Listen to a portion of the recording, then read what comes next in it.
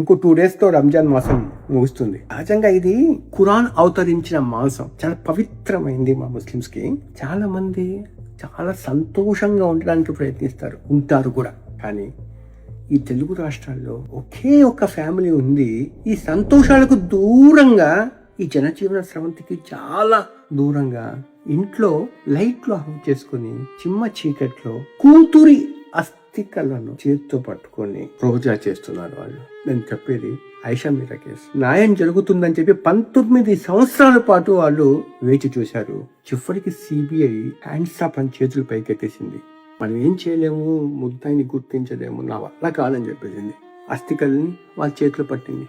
ముస్లింలు పాపం 19 సంవత్సరాలు వాళ్ళు న్యాయం కోసము అరిచి అరిచి అరిచి అరిచి అరిచి అరిచి అరిచి అరిచి అరిచి గొంతు కూడా తడి ఆడిపోయింది.